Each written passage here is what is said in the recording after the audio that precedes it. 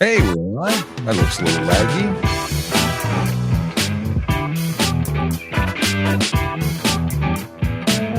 What's going on with the computer? Don't know if that's a problem or not. Let's find out.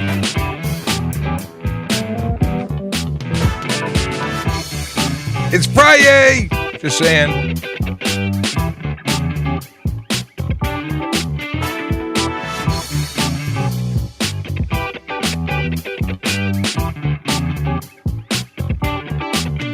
Doing some checking of things to make sure things are actually working. Okay, let's see. I'm gonna do a little test. Oh, it's okay. It's just my side. It looked like it was really, really laggy, but on TikTok. But apparently that was not a thing. Okay. Welcome to the FriYAY show. Yeah, we're doing AskaTrafficCOP. It's Friday. That means tomorrow is not a work day for me anyway. I'm sorry if you have to work, but I don't. And really, it's all about me right now. I'm looking forward to a break. I need to take a little rest. This whole getting up early in the morning thing is, it's a thing that I would like a break from. Anyway, if you're watching, you're probably watching on one of these platforms because we are broadcasting on TikTok, YouTube, Twitch, LinkedIn, Facebook, Instagram, Kick, and of course, X, formerly known as Twitter. Still Twitter for most people.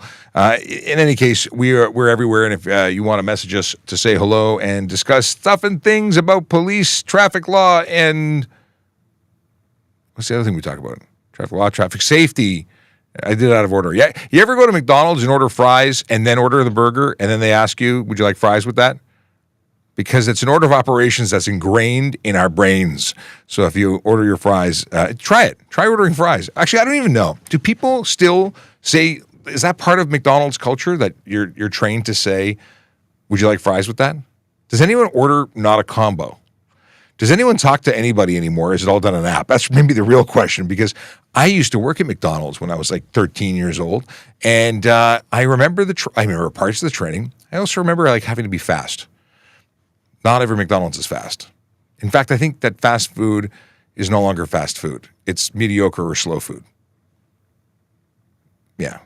Anyway, there are McDonald's that are awesome. Just saying. If you're watching, you may have noticed that we have podcast episodes. Did I upload the one from yesterday?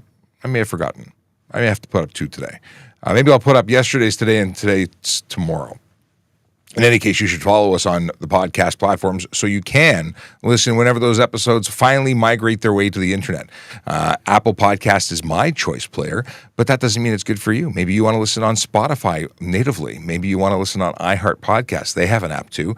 Wherever you want to listen, know that you can download, synchronize, take offline and not burn data, and listen to the audio-only version after the fact legally whilst you drive. It's a thing, you know. Okay. Where are we and what are we talking about now? Let's see. We got to talk about Vision Zero Enforcement Team. What do we say about them? We say that, actually, what did we talk about? We talked about the fact that we had stunt driving stuff up. Stunt driving is a topic that's on everybody's mind. We talk about stunt driving on the regular.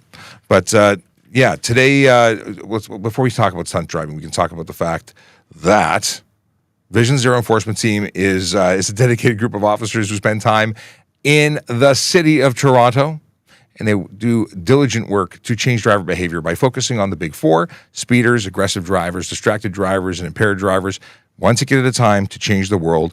That's what they're doing. But not everybody learns the lesson. Sometimes people are repeat offenders. Can you imagine having more than one stunt driving charge on your record? Yeah, it happens.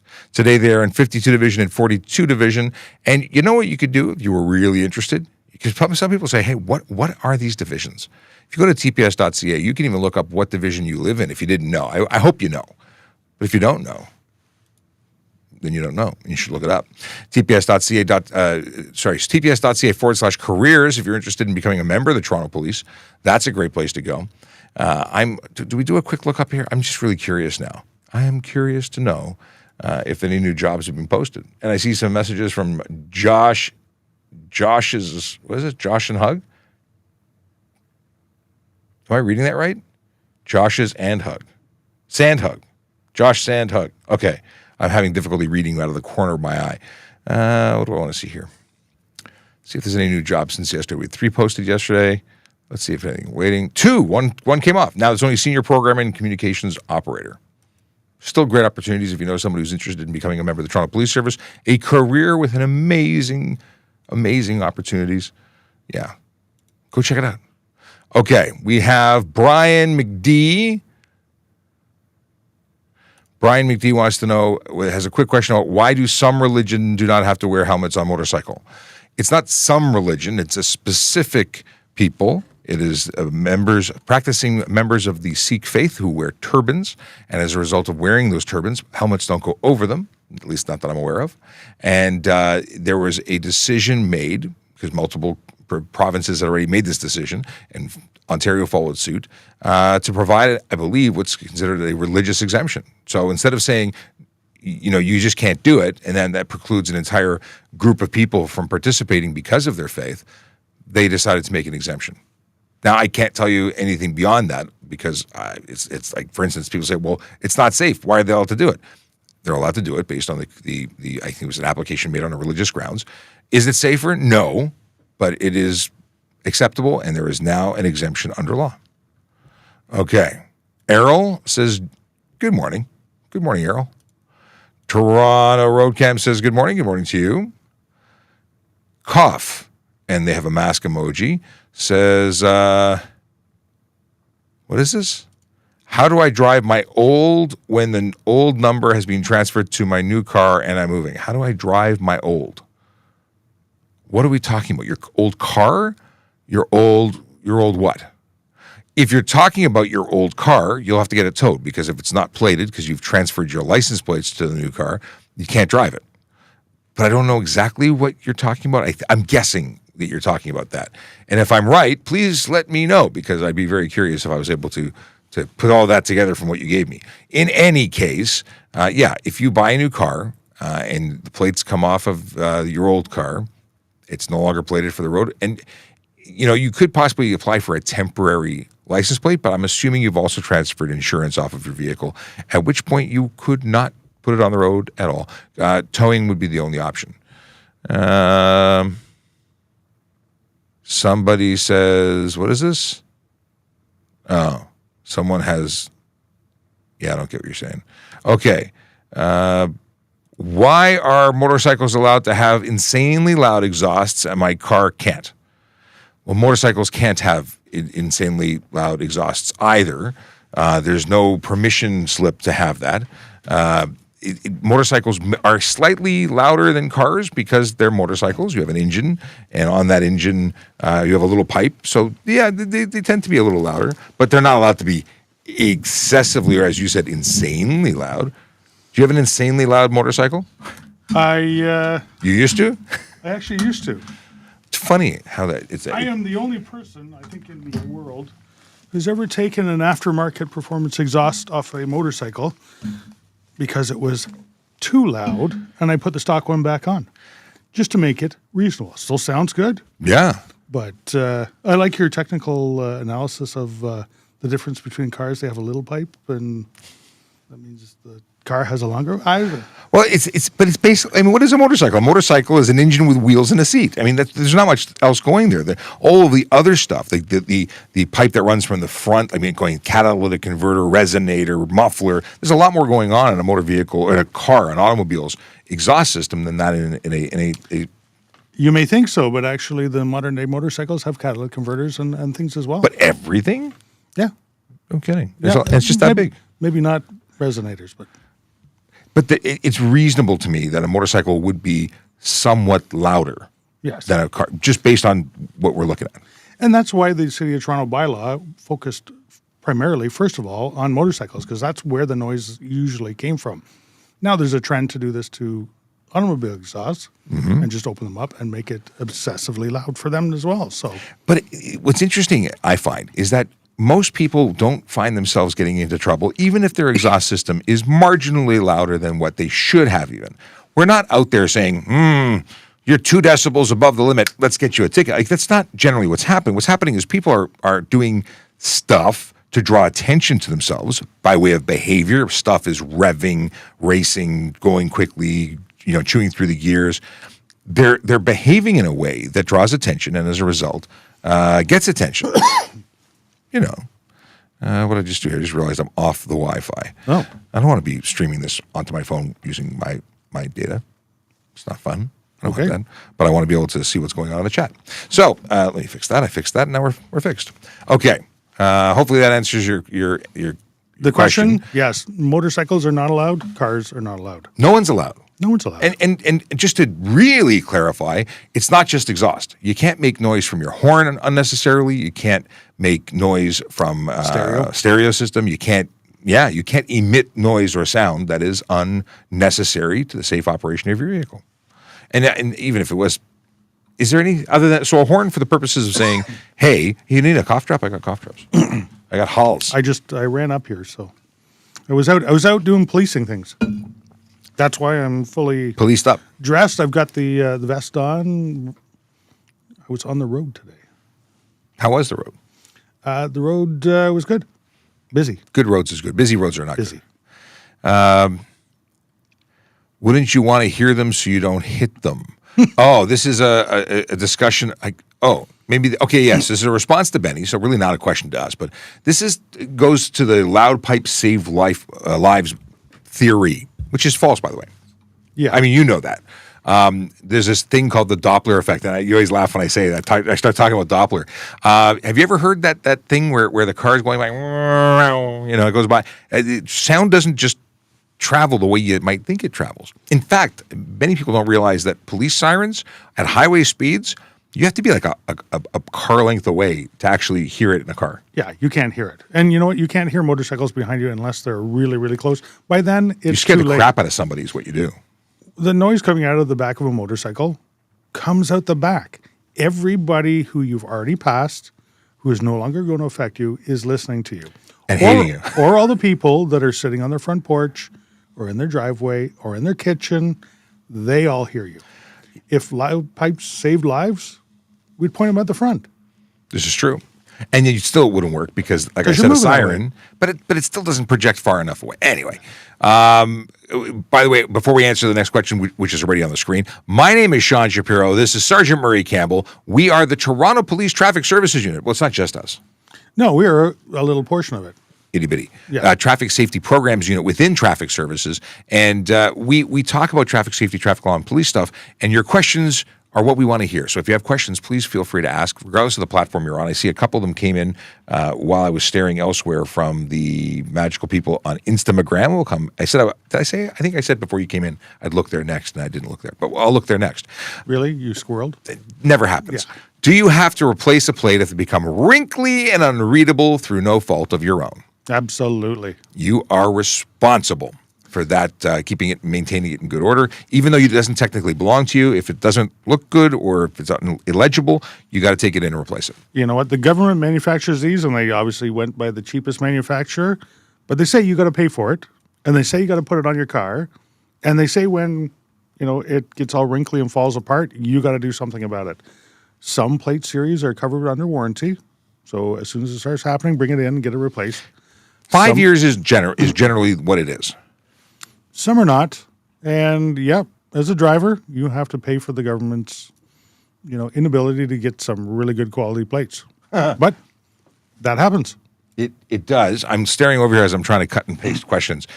So yes, and it's a $110 fine if your plates aren't appropriately displayed in good condition. Yeah. Or dirty, just dirt on them, or covered by a tinted cover. Not even a tinted cover. True. Any cover. Even the ones that the dealership gives you to advertise their dealership, that's $110. Which I've never understood. Why on earth would you want to advertise for them? If they were paying rent, I would sort of understand. Sort of. But not really. No. Okay, last one. Yes. Okay, good. Somebody who asked a question yesterday that left before I got to answer it, but I sort of texted it to them. Okay, last thing. It was the last one. I'm cutting and pasting into the chat. Let's see here. So thank you very much, by the way, for asking the question. I love questions. Questions are good. Without questions, we'd have nothing to answer. All right, let me go back to gets to see who's next in line. Who is jacked up to the magnificent? Says hello, officers. That was an easy one. Hello is the response. We can do that. Can my plates be pulled for not meeting emission requirements? Depends. Depends on what section. There is a possibility, yes, and you'd have to be sent in again for repairs. Now, generally speaking, we pull plates for unsafe motor vehicle as opposed to there's not much else that we pull plates for. Like there are some things, but not much else. Using plates not authorized, unsafe. There's a few of them. Under the Highway Traffic Act emissions, there's no authority to take the plates off. But under the environmental protection, you may not be able to continue operating your motor vehicle. Mm-hmm. And the way we do that is by removing the plates to make it. You go in, get it fixed, get it repaired. Reapply. Yeah. Is lane splitting legal at the traffic stop? At the traffic stop. Not a police traffic stop. Stop traffic at a red light. So lane splitting and lane filtering are two different terms that are generally used to describe driving between vehicles. And in Canada, I'm not aware of anywhere that condones or expressly permits it. Lane splitting is generally considered careless, stunt, or even dangerous driving, depending on what we're seeing at the time that we're seeing it.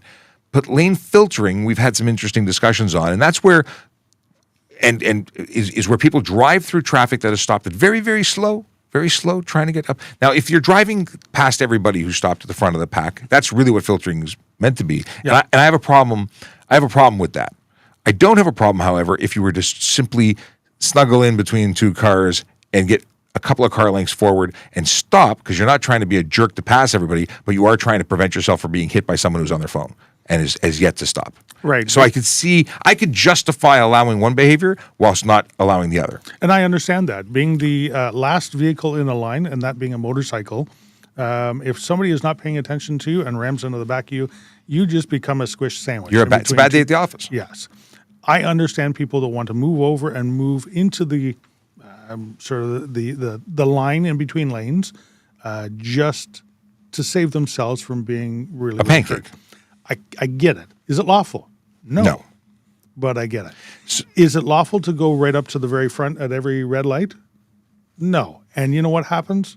It upsets people. It upsets people. And people say, well, I don't care how you feel. It's about me and my safety. Well, I get it. But, you want to have a positive vibe going. You want people to appreciate motorcyclists and think that they're part of the community and not go, you develop as negative, and then people are focused on you. They're looking at you. You know what happens when you look at something? You hit that thing. Yeah. And I mean that. Why do you think every pole in a collision, somehow the poles on the highway are the most hit things ever? Yeah, because people look at it. Yeah. Oh, look out for the pole. Boop. Target fixation. Yep. So you don't want people paying attention. Oh, there's a pothole in the road. I'll have to go. Boom. Look where you want to go. Yeah. That's how it works. Look around the corner. We got Glamorous who says, hello, beautiful. But they're talking to Blondie. They're having a conversation amongst themselves. I'm going to just stir my way out. Are you Blondie? I am not Blondie. Nah, neither am I. But I can see. Renee says, hey, fellas. What is the status on policing those electric scooters on the sidewalks? Are they illegal? So if the electric scooter has so many potential, it could be described several things. So we'll just cover all of them. No, they're not legal, and no, they're not allowed on the sidewalk. Now, if you're talking about e-bikes, they're legal if they conform to the statute, but they are not legal on sidewalks. In the city of Toronto, anyway, because in the city of Toronto, we have bylaws about bicycles being on the sidewalk, scooters from being on the sidewalk. Could be jurisdictions where they're allowed. Other local jurisdictions around here allow them. In fact, there are rental programs where they encourage you to kick scooters on the sidewalk, e-bikes on the sidewalk. We're just too busy here. We are absolutely too busy. Too many pedestrians. There's too much danger. Pedestrians need a safe place to go. Yeah. If you take That's away why they call it a sidewalk. Yes. So if you take away every space, and we're talking about people who have mobility issues, people who are elderly, people who are young, people who just don't want to get hit by motor scooters, and what people seem not to understand. And there were some comments yesterday that I responded to on TikTok in relation to electric unicycles. So oh wow. Yeah, because they were like, well, it's a motor vehicle according to you, but you're not allowed to license it for the road, so I don't get it. Well, there are motor vehicles that you cannot license for the road because not everything is safe for the road. And those, as much as they are really cool, are not safe for the road. They're not something that's good for a private property thing. You know what? Growing up, I had a go-kart. Yeah. It would have been the funnest thing to be riding on the road. It was like riding on rails. Is it safe to be licensed for the road? No. And just like the unicycle, they're not. There's no safety whatsoever in those. But they're cool. The technology around them is cool. I do want to try it. If anybody has one, I'd love to try one. I met a guy at a Porsche event, and we were having a discussion about how it must have magically appeared and he didn't drive it to where we were, but that it was a cool device. In Japan, I've seen videos of people renting go-karts and traveling in packs on the road, like Super Mario Kart blazing go-karts. Bling, bling, bling, bling. But they're not. There's no bling, bling, bling. But they're all, doing the Mario Kart thing on the road. Anyway, with big flags so people can see them because they're low. You get anyway. Yeah. So e-kick scooters, which is probably what you were originally asking about, totally illegal in Toronto, in the city of Toronto. We don't allow them in. $110 fine if you're fined, but is there a lot of enforcement on them? We had a lot of priorities that come well above that. If we see it, you might find yourself getting ticketed. And are there actually injuries and fatalities from people? Absolutely. Cyclists hitting, e-bikes hitting pedestrians, e-scooters? Yes. It happens. And somebody's getting hurt. And we're here to try and stop that. Somebody gets injured, sent to the hospital, has injuries for the rest of their life. We're here to try and stop that. Can auxiliary officers arrest people? I was an auxiliary officer. I started off my career as an auxiliary officer. I had so much fun. I loved the Toronto Police so much. I decided to join up and become a court officer.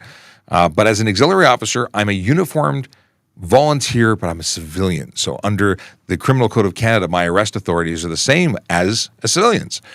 But civilians can make arrests, and the difference between a civilian who is an auxiliary and a civilian who is not is that the auxiliary receives training from the Toronto Police and has the support and a police radio and people who know where they are in self-defense training. And they know exactly what their powers of arrest are and where they stop as well. Yes.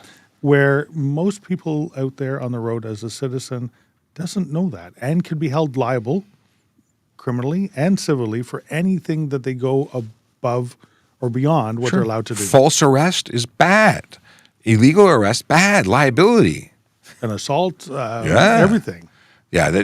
So while they can make arrests, generally auxiliary officers are not arresting, well, because of the authorities they have, are not arresting for the same things. Now, if they're given direction by a police officer, they suddenly have the full extension of the powers of police because they're taking direction from a police officer. Totally different situation. And I've been at events, parades, stuff like that, where I've actually had to arrest somebody. And there was a bunch of things going on all at the same time. And I was there with an auxiliary officer, and I arrested somebody and passed him right over to the auxiliary officer and said, do not let this guy go. He's under arrest. That auxiliary officer has all my powers to hold on to that person. But you could equally tell any member of the public to assist you. That is correct.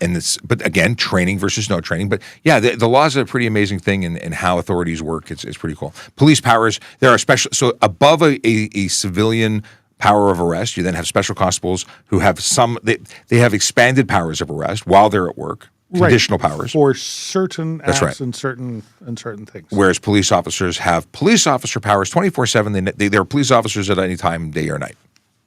Yeah. Loud pipes save lives. Jonathan FS must have missed our discussion already, talking about the fact that is not actually true, but it's a nice thought, and it just annoys people. It doesn't save anybody. Apparently, your YouTube messaging is not showing for you. YouTube messaging is not. I'm not seeing messages on YouTube.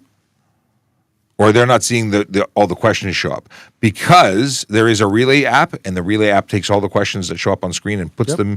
That may not be working. Wow, there you but go. As long as they can hear us and see us, then it's good. Unless we can't see messages from YouTube, that's a different situation. Let's open up YouTube and see what we're missing out. That's probably what it is. Now we have hit 10:30. This is true. And at 10:30, I turn in a pumpkin. You got to go? I got to go. I got stuff and things to do. There's I always. didn't actually expect to be here right now. I thought you were going to be elsewhere. The thing that I was dealing with this morning miraculously went very, very smoothly. But that's a good thing. And I got cleared up very, very quickly. So, and I have a whole bunch of stuff to do now because of it. This morning. So, Hey, what's this? Hey, that sounds like me. I see. I guess I see the chat's not showing up. I've never had a YouTube failure. Isn't that weird? So I can see that Chase says hello, and Heck Yeah says good morning, and wow, we're totally ignoring YouTube. But what a weird situation. So I'm just looking through. I got Stephen Bell and Michaela Draconis and Chase, and we got here. I might have a direct line to somebody who's actually on YouTube right now that's coming into my watch. Which is why we now know this, because otherwise, Chase is watching us on a 75-inch flat screen today. Wow. Julie Massey says, happy Friday, Sean and everyone. Samuel Jonathan says, good morning, Sean. Just a quick question. Can I get a ticket if a vehicle ownership is not signed, but the vehicle isn't mine? Yes. So you're not the owner, but if it's unsigned ownership, you're the driver, you're responsible. You got to check those documents before you get into the vehicle and go for a drive. Make sure you got insurance on your car before you take this car. That's a big one. Insurance is important. Insurance document, because if you don't surrender the card, you get the ticket. Yeah. If there is no insurance on the vehicle, that may be the owner's ticket. Yeah. Let's see here. When making a right turn in there. So I'm so glad you asked this question. This is a question that I was discussing on Jerry Agar on Wednesday, because although I didn't do it live on Wednesday, I did jump on the telephone I jumped online to get in for 10 minutes with Jerry. And someone called in with that question.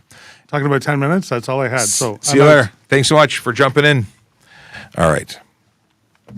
I got multiple devices. It feels like the olden days when I started doing the TikTok thing, and I had a phone for Instagram and a phone for TikTok. And so when you're making a right turn and there's a bicycle lane, what's the proper approach? Depends on the design of the particular intersection you're at, because sometimes there's a dotted line and a green, with or without the green space painted on the ground. That green space is there to tell everybody that cars and bikes might meet in the same space.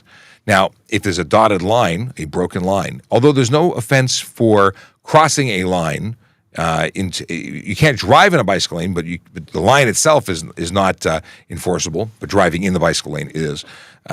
Where the dotted line exists is to invite you or tell you that you should pinch the curb there. Now, if it's a cycle track where you cannot because of barriers or curb or whatever the situation is that delineates between road and cycle track, well, then you need to simply not go into the bike lane, but you need to ensure that you're yielding to a bicycle. That doesn't mean you wait for the bicycle that's a kilometer away. It means if it's a reasonable amount of space that you could change and make the turn safely, you do. The bicycle should also adjust their speed to avoid running into you if they have the ability. They can't just barrel down the road at light speed and expect every car to avoid them. They have a responsibility to safely engage and cross that intersection. And cyclists very often don't like being told they have to slow down because it takes, juice to start catching up again. Anyway, caution is the number one thing that you should employ when interacting with with bicycles and pedestrians and anyone who might become involved in a collision with you, because at the end of the day, they're going to sue you and your insurance. So, yeah. And there's also, of course, hurting them. Now, what should a cyclist do? Like I said, in that area where you pinch the curb, they can pass you on the left. That's what they can do. Or they can slow down. All right. Francesca says, or for unnecessary honking and come to the corner of Queen and Woodbine. Oh, really? A lot of people doing that? Jacked up to the magnificent likes Doppler effect. Right on, right on. Let me try and catch up also for Daniel, who says, hi, Sean. Hello, Daniel. Okay, back to here. Watchdog 5705 says, hey, Sean, one of my dispatchers says she sees you all the time at the traffic unit and you are taller than the video shows and just as nice as you're online. Well, Watchdog, thank you. I'm 6'5", so I'm definitely bigger than I am on screen. People tend to get, thrown off by the fact. The number one thing I hear when I meet someone is, you're bigger on, live. And it's true, because I'm usually this big on your phone. But that's another story. And then in terms of being just as nice as I am online, this is me. This is who I am.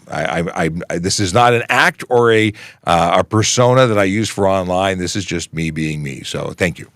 Let's see here. What advice do you have for someone in the Police Foundation program? The deal is that you should absolutely just keep being the best person you can be. I mean, work hard, study, get through it, keep your driving record clean, and then, apply. Graduate and apply. Apply now. Actually, apply before you graduate. If you're old enough, if you can meet the requirements, I would apply while you're in the program. And if they say no, you can keep doing the program. If they say yes, come on down. Let's see here. Chase says, my TPS division is OPP. I got a dad joke. I don't know. I want to try and fix I don't think I'm going to be able to. I've never seen YouTube not work. I should have known. I didn't immediately see a message from Akela as the first message in. Let's see here. Restream. No, I got to open up a different app. Stand by.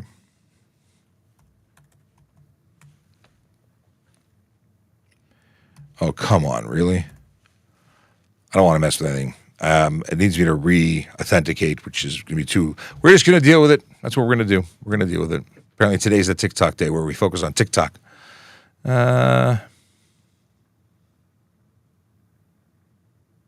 Interesting. Okay.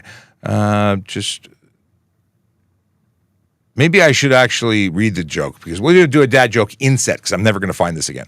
So dad joke from Akela Draconis. The reopening of Lego World in 2020 was a big deal. People were lined up for blocks. Michael H. says, what do you call a detective that solves cases by luck? Sheer Luck Holmes. That's actually not bad. I just wanted to use that button. It wasn't that it was a bad joke. Let's see here. Do special constables have the same privileges as officers with respect to speed and handheld devices while driving in a marked fleet vehicle? I don't know about speed, honestly.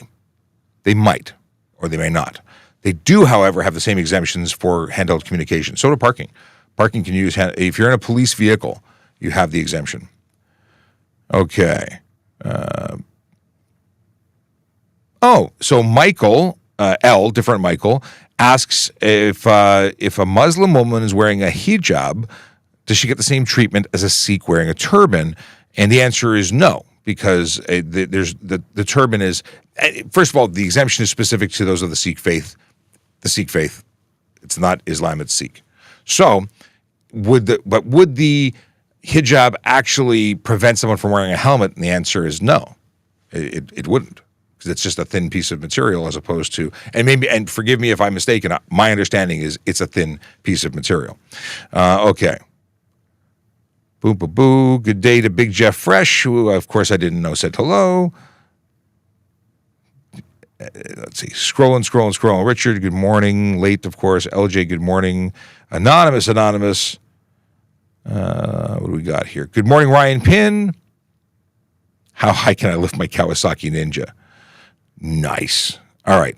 Good. I think people figured out that stuff isn't working, so they stopped commenting there. But I can keep going to the other stuff now. We are experiencing technical difficulties in the YouTube world, and we don't know why.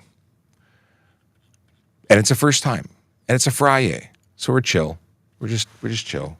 Okay, I put a couple questions in earlier from Instagram, so we're going to scroll back and look for those. Stand by. And I scroll back too far. It's a good opportunity to have a sip of my coffee.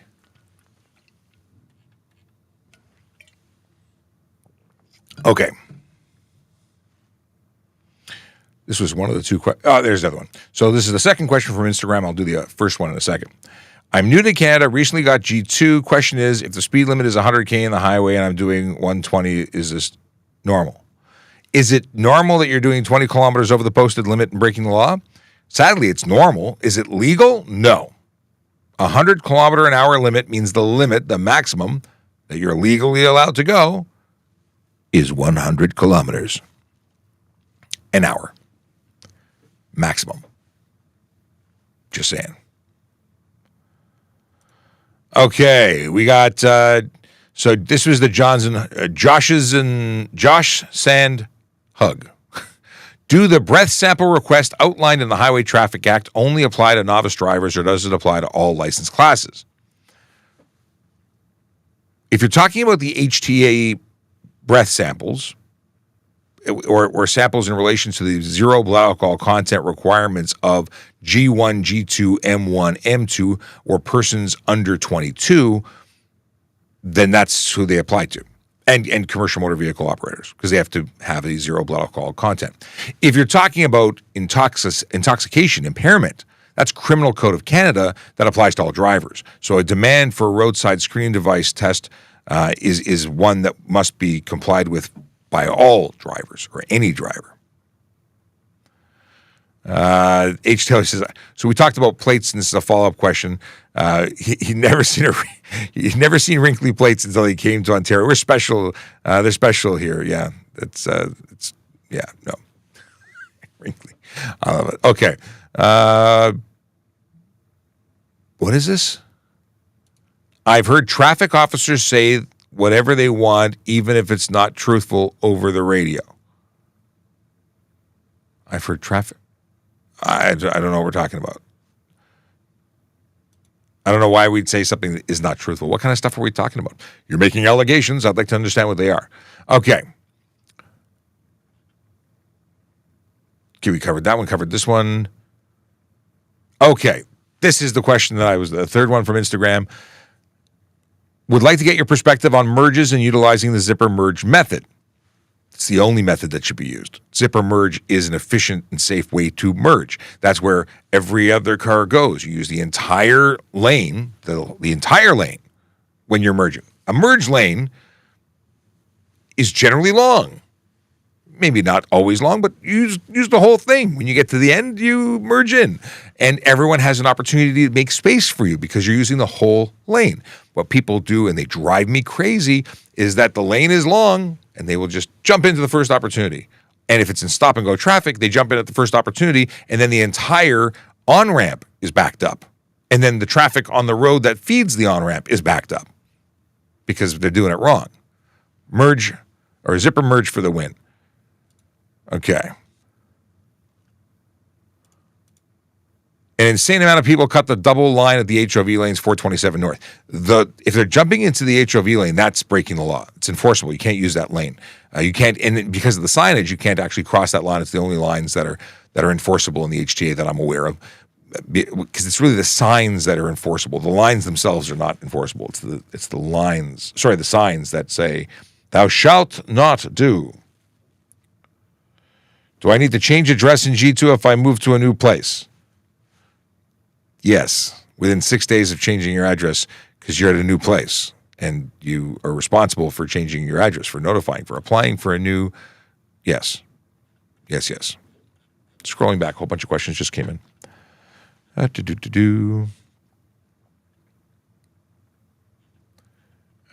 is this? Sorry, scrolling back. Keep it a scrolling. Here we go. Why can I use a radar detector? You said radar. Why can't, I guess you meant to say, why can't I use a radar detector as opposed to why can I use it? Because you can't use it. They're illegal in the province of Ontario. You can't buy them, sell them, possess them, transport them, use them. You can't have them. If you do, it's a $180 fine, 2 demerit points. We have search and seizure authority, which means, and some person was getting like, you can't do that. You can't reach into my car. People get really tough. But at the end of the day, you cannot have them. And we can have you get out of the vehicle. We can search your vehicle. You can cry about it, but we have authority. So if we believe you have it, we can search for it and take it. What is this? If able, could you list the general driving school procedure you take before your G2? I don't know what would be current for a driving school procedure. I mean, I'm first of all, when I got my license, because I'm old as dirt, it was a different license. I had a 365, which was a 1-year driver permit or learner's permit, like a G1, but it was good for a year. I had it for an entire month before I got my full G license. You didn't need to wait. There's no graduated licensing. I'm older than that. How about catching the real criminals? Yeah, I've heard this one before. The deal is that criminals, people who violate the Criminal Code of Canada, are people we catch all the time as traffic officers. But we enforce the Highway Traffic Act because people make dumb moves on the road and people lose lives as a result of it. Now, not every tinted window causes a death. Not saying that they do, but sometimes they do, because tinted windows prevent you from seeing. Not being able to see the pedestrian means you hit the pedestrian. Hitting the pedestrian often results in them not being around to talk about it afterwards. So all the laws are important. They were created because they were important. But many people, and you claim to be a positive being, want people to live. This is a positive thing. See how I did that? Connected your username to positivity? Yeah, we want people to do the right thing. If you do the right thing, there's no issues. We have no problems with anyone who follows the law. So follow the law. Okay. What do we got here? Can you drive legally if you're blind in one eye? This was a question we had yesterday. The answer is yes, as long as the one eye that is functioning meets the minimum requirements as set out in the Highway Traffic Act. What do we have here?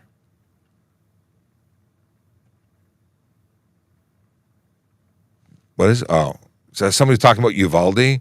That's in the United States, not here in Canada where we are. So I don't know what your allegations are specifically, but we're not going to talk about a horrific event that took place and whatever you said in 5 words that has no relevance to what we're talking about here today. I mean, you may have something very valid to say, but you didn't say it in the allegation you threw out in the comments. What do we got here? And Daniel Abraham mentioned just that to that person. Okay. Stop signs at Walmart. Is that city stop signs or private property stop signs? 90% of them roll it. They're not enforceable. They're not enforceable, those stop signs. Private property stop signs cannot be enforced because, like I said, they're not enforceable. And thank you to Michael, who just messaged on Telegram and said that there's a message from Chase. Here we go. And yes, anonymous, no YouTube messages are coming through, so I got to look at it on the itty-bitty phone. All right.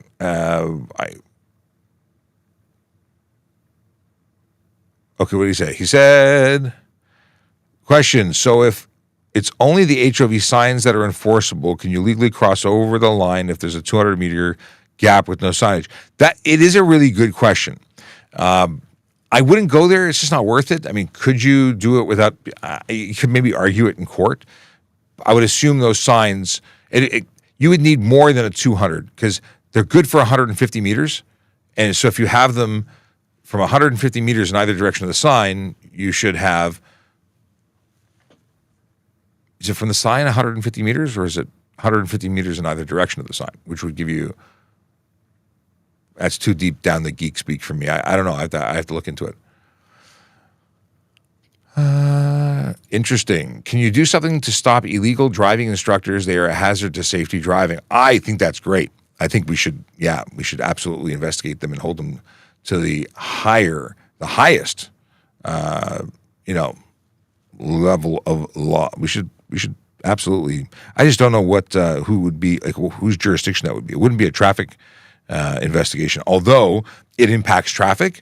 That would probably be fraud or a jurisdictional. It would be a different unit that would investigate that. Okay. Aaron P. said, then why do cyclists do it? But I don't know what we're talking about.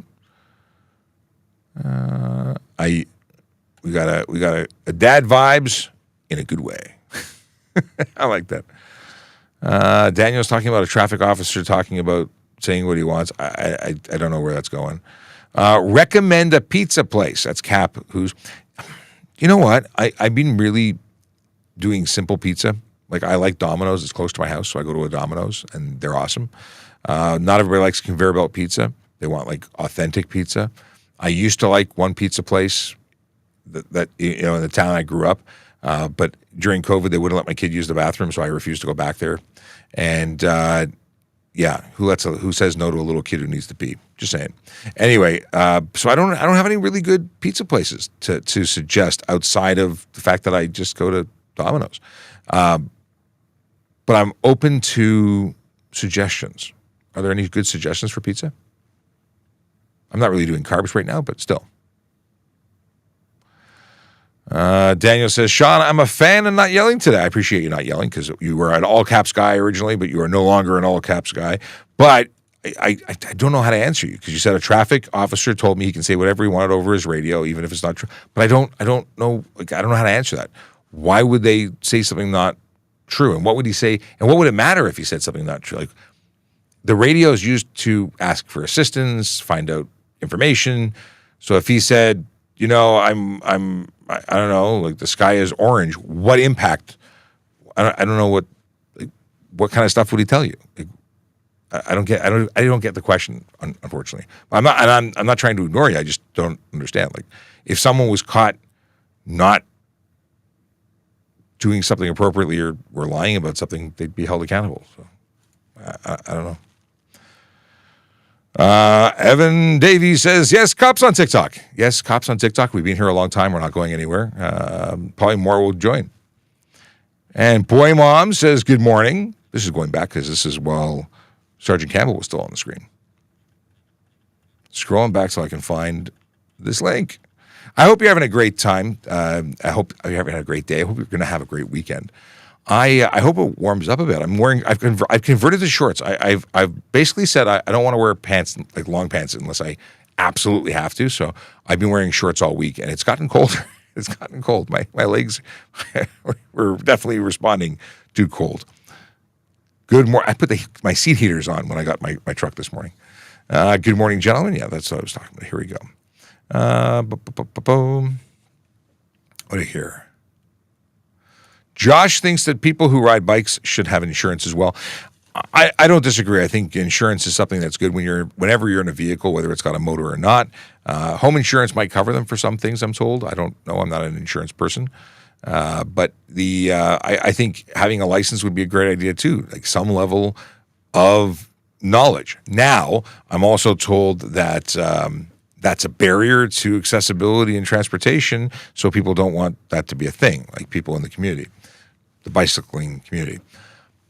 The city of Toronto said they're not going to do it. It's on their website. It says we've looked into it. It's not cost effective, so it's not going to happen. But I think it would be great.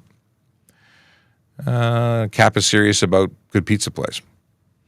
I used to like Mama's Pizza. It was really greasy because it's real cheese, and there's none of them near where I live, so I wouldn't go there either.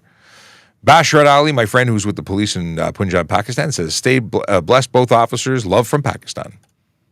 Right back at you. Okay.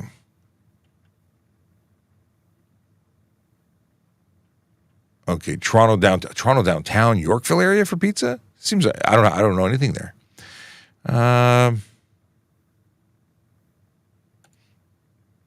NEFL 904 says, crazy hot take. Cops have too much power for their little education. How much education do you think people have?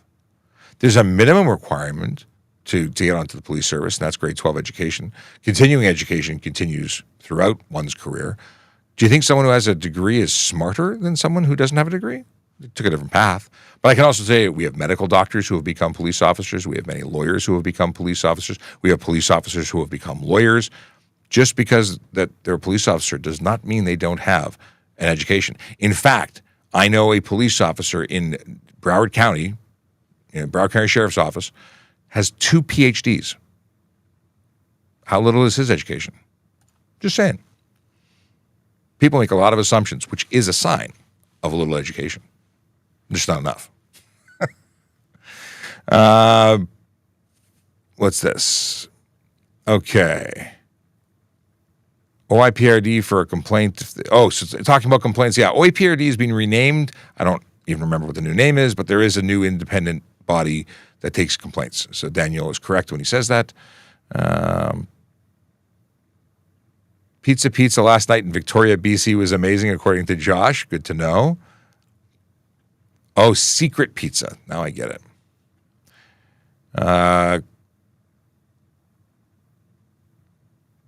Someone's trying to sell me something on Kick. No, thank you. I don't need to buy followers. We're good. Let's see here. All right, scrolling down.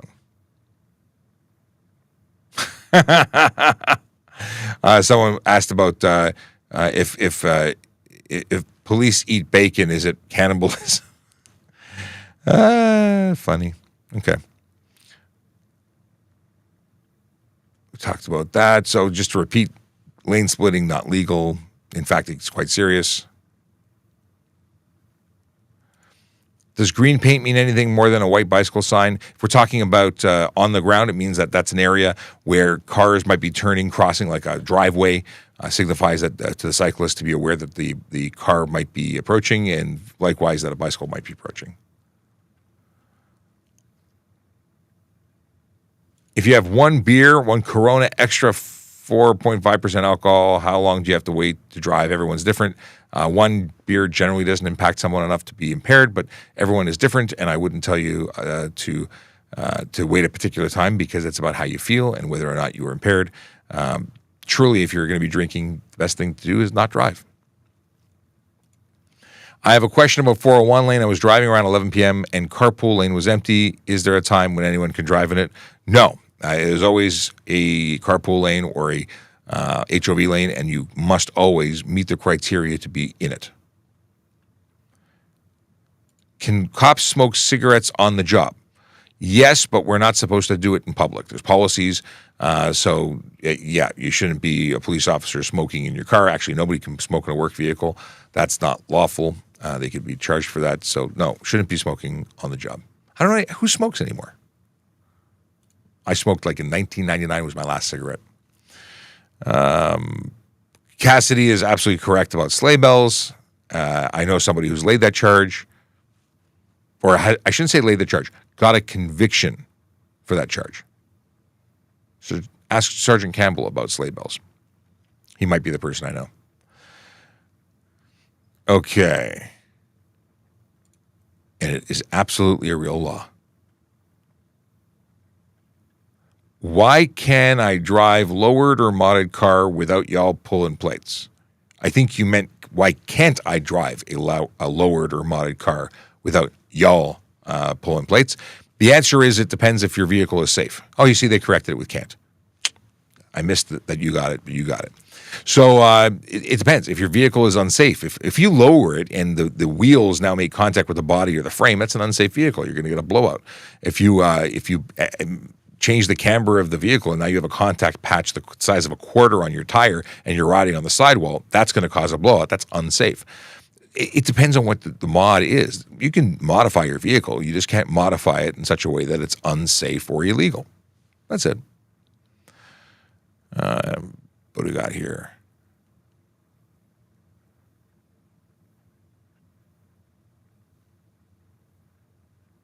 I never thought I'd see the day TPS officers using soundboards on TikTok. What do you mean soundboards?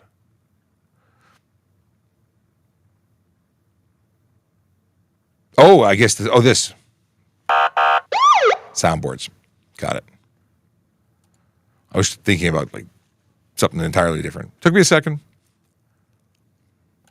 I Ubered home instead of drinking and driving last night. That is the way to do it. So many ways to get around. And a $50 drive home if you're taking an Uber or taxi, and I just assume I don't do those things. I don't drink, so I don't have to look for alternate modes of getting home. But whatever it's going to cost you is going to be way cheaper than getting arrested, towed, impounded, legal fees. Just, yeah. What is the charge for 180 and a 60 in kilometers?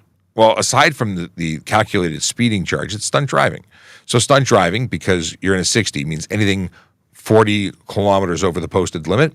That would be stunt driving in that particular situation. I would actually charge you for criminal dangerous driving in addition to stunt driving and speeding.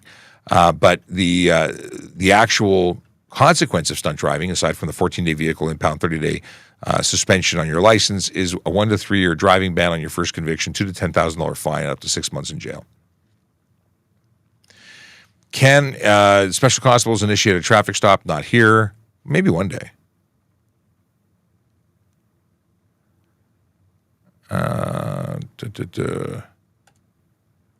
Sean, also just constructive criticism. You cherry pick questions.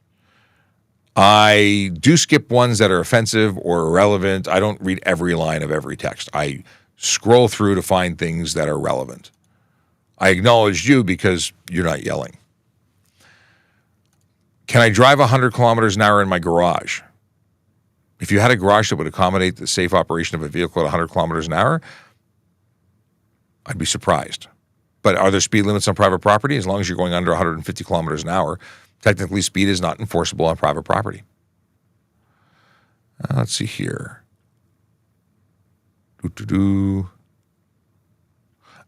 If we have video of cars doing stunt driving, what should we do? Well, if it's in the city of Toronto, on-road or off-road, like private property, you could make a report. We would use it as an information gathering report. We couldn't necessarily lay charges unless we could identify time, date, location, vehicle, and driver. But it's possible that it could lead to a conviction. You can make reports online at tps.ca. There is a portal for making reports.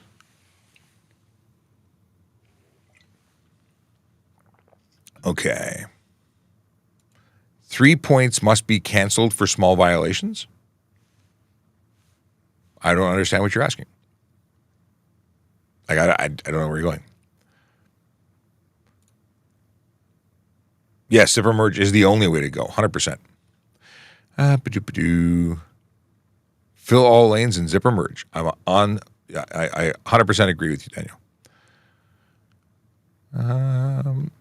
If it's solid line, you're not supposed to. It's a suggested don't pass, but you can't cross the solid line. You actually can in Ontario. Other provinces no, but in Ontario you can. Yeah. Pet peeve, I'm using the HOV lane and people think it's a fast lane. Sheesh, you're right, Janet. It's not the fast lane. The speed limit is the same in all lanes. Whatever the posted limit is the posted limit.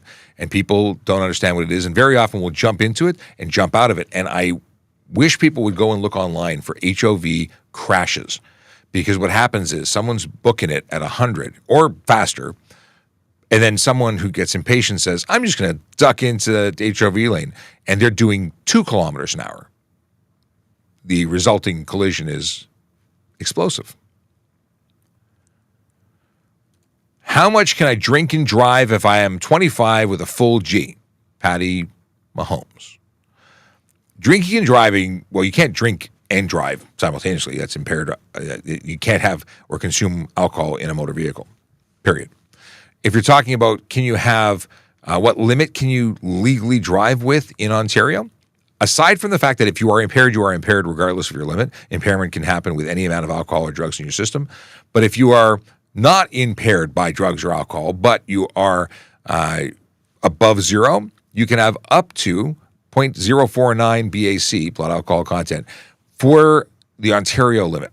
You're legally permitted to drive at 0.049, assuming you're not impaired. At 0.05 to 0.079, you are now going to get a suspension, an administrative suspension from Ontario government, or on the MTO. We're going to issue that, and you're going to suspend your license for 3 days on your first offense, 7 days on your second. Does it go to 10 on the third, or do you go into a longer thing in therapy, like a course? I don't remember. But if you are 0.08 and above, you are going to be charged for the appropriate offense, and it's against law. It's criminal. Okay.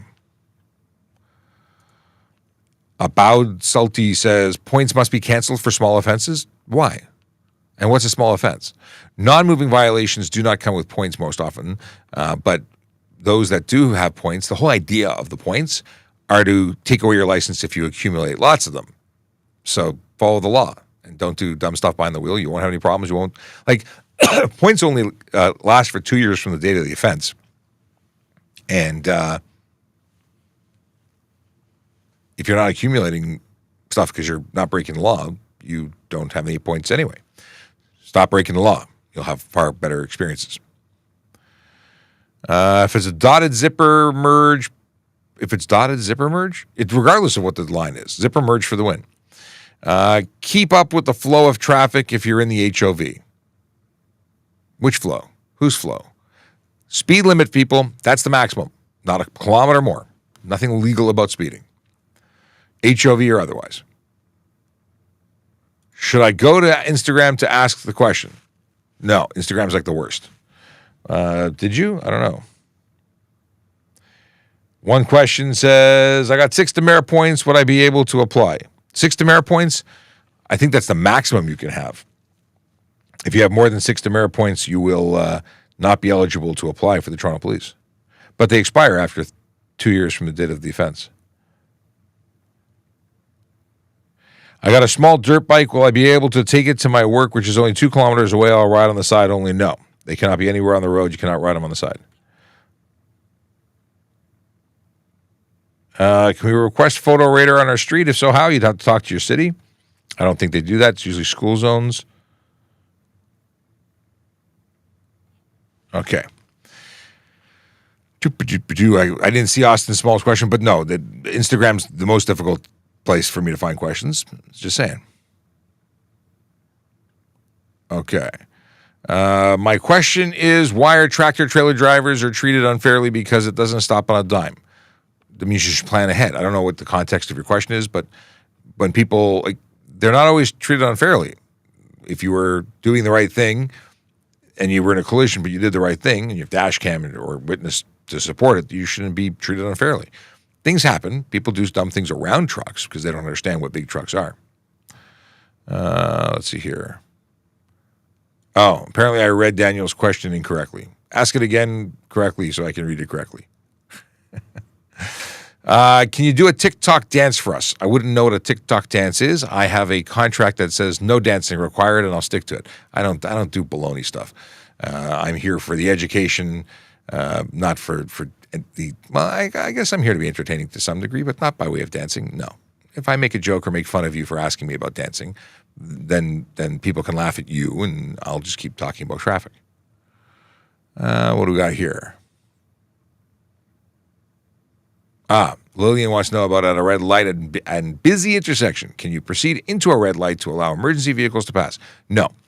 They should know to deactivate their lights and wait for the lights to change. You can't go and you'd not be covered. You'd be entirely liable for everything you do. You'd be breaking the law. The only time you can enter the intersection on a red is to make a right turn legally after coming to a complete stop. That would be the only situation that you'd be allowed to do it. It's 11:07. Do you know where your children are? I was just talking about being a Gen X and the fact that at 10 p.m. they used to come onto television, remind parents to figure out where your kids are. Yeah, things have changed.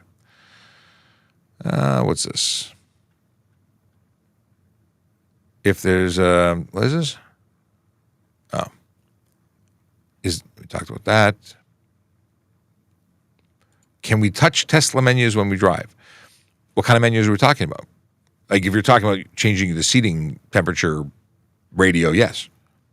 If you're talking about watching a movie, because I think some people can do that, then no.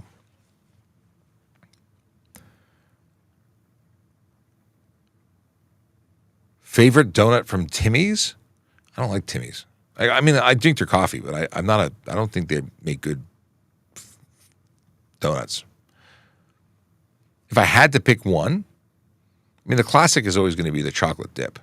However, it would be the, what's it called? The apple fritter, but I prefer Krispy Kreme if I'm going to go down that road.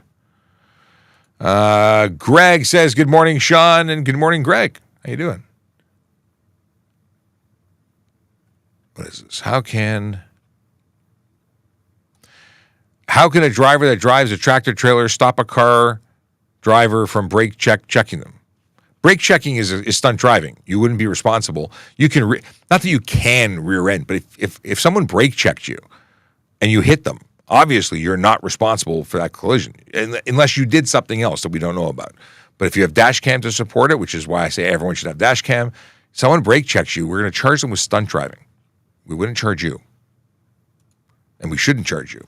If someone charged you, they were mistaken.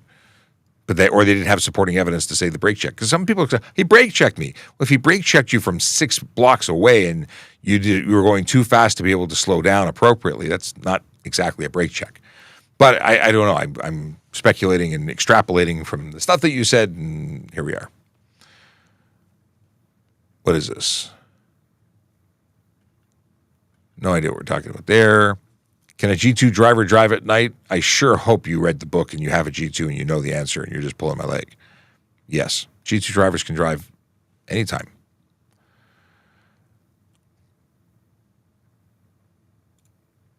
Daniel's going to send me a video. Okay, send me a video. Can I drive? What are we doing here? Doop-a-doo.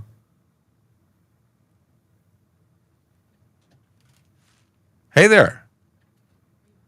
I'm live for a few more minutes. We're just going to wrap up the live stream.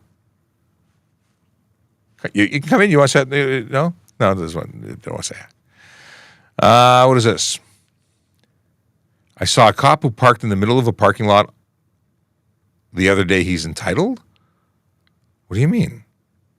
And report him for what? And were they doing a report? Were they in the car? I don't know what your issue is with them stopping their car in a parking lot. Did they steal the only spot available, or you just don't like the fact that they had a police car in the park? I don't know where you're going with this. Anyway, scrolling through, trying to get to the end of this list. Tough Time says e-bikes need insurance. I think so too.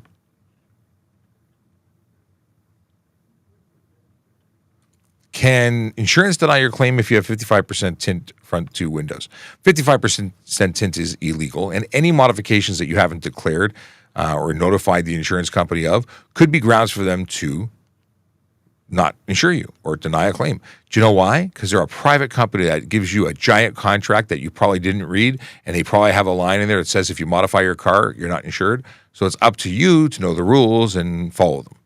And yeah, they can, like people, I've heard of situations where someone put an aftermarket exhaust in, got into a collision, and they denied the claim because it had an aftermarket exhaust system. What is this? Mr. Minx is something about a myth. Don't know what we're talking about. Is my personal vehicle tinted with the stock tint that it came with? Like it came with privacy tint in the rear of the SUV. That's the only tint on there. I don't tint my windows. First of all, I don't keep vehicles long enough to give $1 to tinting. I think it's silly. I wear sunglasses, and that's how I tint my windows, the ones that attach to my glasses. But no, I turn my cars over quickly. I wouldn't waste 5 cents on tint. What is this? Why are we posting pizza questions? They want to know about pizza today. Bleeds Blue, thank you for your service, Cheryl. Thank you for the thank you. I appreciate it. But it's my pleasure to serve. Who's in the wrong if a biker drifts out of the bike lane and into you? They are. You own the lane. They're in their lane. If they aren't paying attention and fall into you, if you couldn't avoid them, they were there. It's their fault. Daniel says that it's tough being a law-abiding citizen when enforcement is skewed towards revenue generation. Daniel, you are so wrong because it's not skewed towards revenue generation. It's just the law. Do this, don't do this. Simple. If you break the law, the revenue or the consequence, which is financial in some respects, is there to remind you not to do it. It's to dissuade you from breaking the law. But that's a baloney excuse if I've ever heard one. No, you just follow the law. The law doesn't change. Even if it was, if I said it was, manual labor, you had to go and break rocks with a hammer, or clean toilets with a small brush.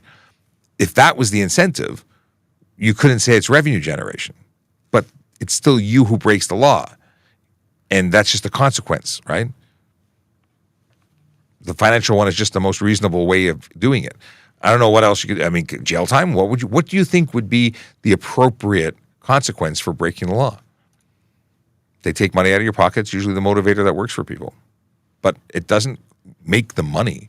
It costs way more to enforce laws than it does any money that comes from them. What is this? If I've been arrested for possession of marijuana, but now it's legal to do so, do I still have to say I have? Well, if you have a conviction, you have a conviction. Your conviction didn't disappear because the law changed. So if you're required to disclose your convictions, you're still required to disclose your convictions. I don't know under what circumstances you'd have to, but maybe a job application or crossing the border.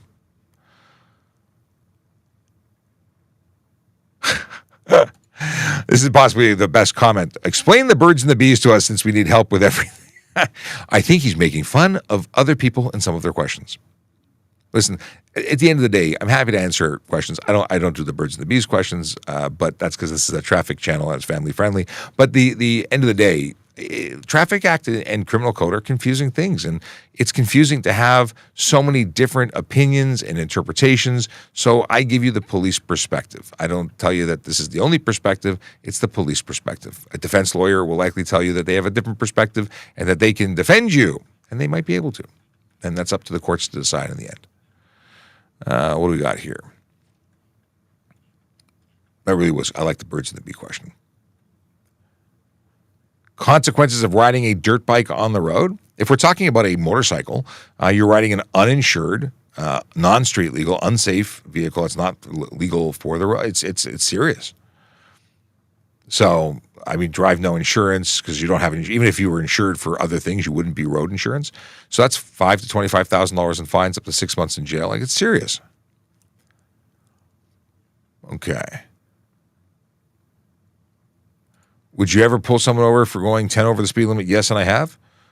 If you're in a 30 doing 10 over, I'm going to charge you for 10 over, not just pull you over for it. Why not stop drivers that do not use headlights, impaired, or thieves? I think that's what you meant by thrives. Yeah, I absolutely would. I've stopped so many people that had their headlights off and they were impaired. They just forgot to turn them on. So if someone was to drift on private property, it's not illegal? No, if they drift on private property, it's absolutely illegal. It's stunt driving. Daniel wants to know about meet and greets because he's sure we'd 100% be friends. We're going to be at the Honda Indy. That's going to be the next event that I'm at. Oh, it just reminded me something. I got to check the dates on that.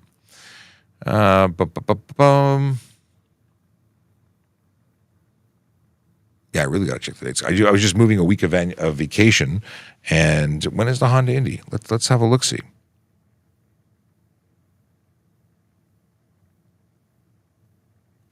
Honda Indy, I look forward to you. It's truly one of my favorite events, mostly because of the people that come by and say hello.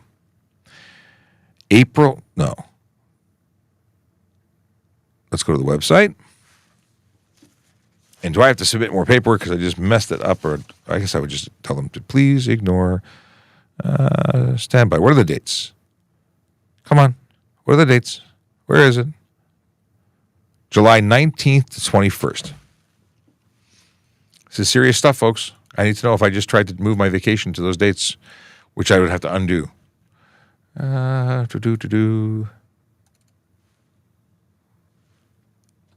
be really funny. All right. Ladies and gentlemen, we are done for the day. I got to get going. As I was reminded that someone's waiting on me. I totally forgot that they were standing outside my door. Okay. I think we're okay for the vacation. Cool, which is good to know. Have a wonderful weekend. Drive safe, drive sober, park legally, and we'll see you next week.